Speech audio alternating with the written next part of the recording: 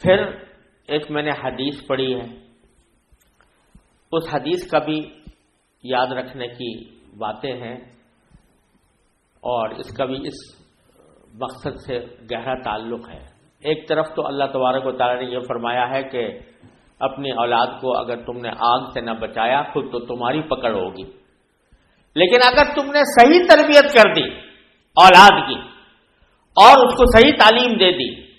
اس کو ایک اچھا انسان، اچھا مسلمان بنا دیا، تو اس کی عظیم فضیلت بھی حدیث میں بیان فرمائی ہے۔ وہ حدیث یہ ہے کہ نبی کریم سرور عالم صلی اللہ علیہ وسلم نے ارشاد فرمایا کہ جب انسان مر جاتا ہے، دنیا سے چلا جاتا ہے، تو اس کے سارے اعمال ختم ہو جاتے ہیں، یعنی مرنے کے بعد اپنے نامہ اعمال میں وہ کوئی اضافہ نہیں کر سکتا۔ جو کچھ کرنا ہے وہ اسی دنیا میں کرنا ہے، دنیا کے اندر رہتے ہوئے، مرنے سے پہلے پہلے اپنی زندگی میں انسان نے جو نیک کام کر لیے وہی اس کے کام آئیں گے اور وہی اس کے نام اعمال کے اندر لکھے جائیں گے۔ لیکن جب انسان مر گیا، دنیا سے چلا گیا، تو اب ہزار وہ کوشش کر لے کہ میرے نام اعمال میں اضافہ ہو جائے، نہیں ہو سکتا، کیونکہ دنیا کی زندگی جو ہے اللہ تبارک و تعالی نے یہ عمل کی زندگی بنائی ہے، اور مرنے کے بعد اس کے جزا و سزا کی زندگی ہے۔ لہذا جو کچھ کرنا ہو وہ مرنے سے پہلے کرنا ہوگا۔ جب آدمی کا انتقال ہو جائے اور دنیا سے چلا جائے، تو اب چونکہ اس کے نامہ اعمال میں کوئی اضافہ نہیں ہوتا، اس واسطے وہ ایک ایک نیکی کو ترستا ہے کہ کاش یہ نیکی میں نے کر لی ہوتی، کاش یہ نیکی میرے نام اعمال میں بڑھ جاتی، اضافہ ہو جاتا۔ یہ ہر مرنے والے کی مرنے کے بعد یہ حسرت ہوتی ہے کہ کاش میں اپنے اوقات زندگی کو اپنے لیے نیکیاں جمع کرنے کا سبب بنا لیتا۔ تو میرے والد ماجد رحمۃ اللہ علیہ نے، حضرت مولانا مفتی محمد شفیع صاحب رحمۃ اللہ علیہ نے ایک نظم کہی تھی جو حضرت علی رضی اللہ تعالیٰ عنہ کے ایک کلام سے ماخوذ تھی۔ وہ یہ کہ جب کوئی بندہ کسی قبر کے پاس سے گزرتا ہے، کسی قبرستان سے گزرتا ہے، تو وہ قبر والے زبان حال سے اس سے کیا کہتے ہیں، اس آدمی سے جو گزر رہا ہے، زبان حال سے گویا کہہ رہے ہوتے ہیں۔ تو وہ اس میں حضرت والد صاحب نے فرمایا تھا کہ وہ یہ کہتے ہیں کہ مقبرے سے گزرنے والے سن، ٹھہر ہم پر گزرنے والے سن، ہم بھی ایک دن زمین پہ چلتے تھے، باتوں باتوں میں ہم مچلتے تھے، اپنی زندگی کی داستان۔ اور اس کے بعد ان کے اسی نظم میں یہ بھی کہا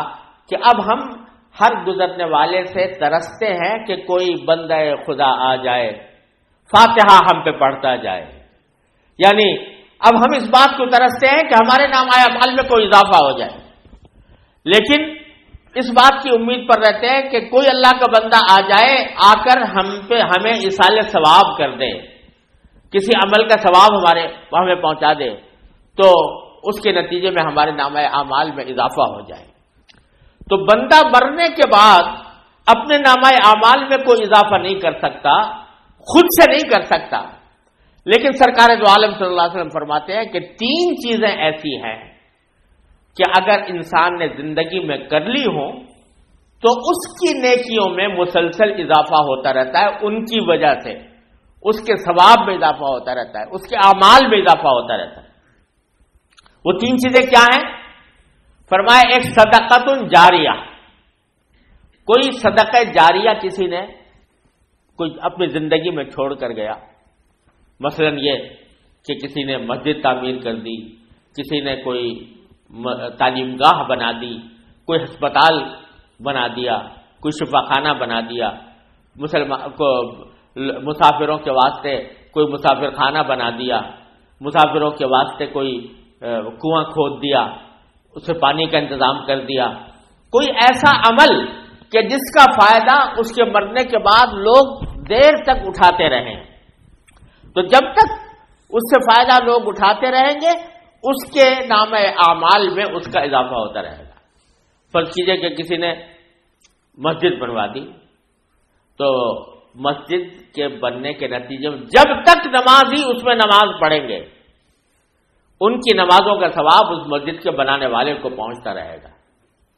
کسی نے کوئی تعلیمی ادارہ قائم کر دیا، جب تک لوگ اس میں تعلیم حاصل کریں گے اس شخص کو ان کا ثواب پہنچتا رہے گا۔ کسی نے کوئی ہسپتال کھول دیا جس میں مریضوں کا علاج مفت کیا جاتا ہے، تو جب تک اس میں مریض آتے رہیں گے ان کا علاج ہوتا رہے گا،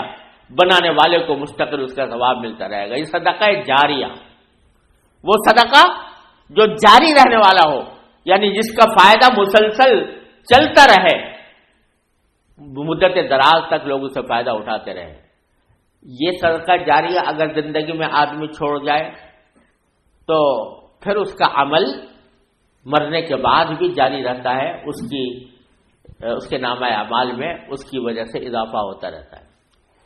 دوسرا فرمایا وعلم ينتفع به،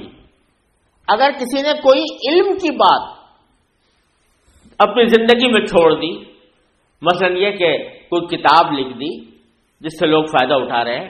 کوئی مضمون لکھ دیا جس سے لوگ فائدہ اٹھا رہے ہیں، یا کوئی تعلیم دے دی، کوئی استاد ہے جس نے اپنے شاگردوں کو علم سکھایا ہے اور اس علم سے لوگ فائدہ اٹھا رہے ہیں، تو اس کا ثواب بھی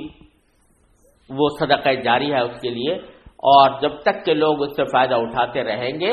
اللہ تبارک و تعالیٰ کی رحمت سے اس کا ثواب اس کے نامہ اعمال میں جاتا رہے گا۔ دنیا میں سب سے پہلا جو قتل کس نے کیا تھا، حضرت آدم علیہ السلام کے بیٹے قابیل نے سب سے پہلے اپنے بھائی حابیل کو قتل کیا تھا۔ تو حضور اقدس سرور دو عالم صلی اللہ علیہ وسلم نے ارشاد فرمایا کہ چونکہ اس سے پہلے قتل کا کوئی تصور ہی نہیں تھا، سب سے پہلے قابیل نے حابیل کو قتل کیا، تو اب جتنے قتل ہوں گے دنیا میں وہ قابیل کے نام اعمال میں لکھے جائیں گے کہ اس نے ایک ایسا طریقہ جاری کر دیا جو حرام کا، گناہ کا طریقہ تھا۔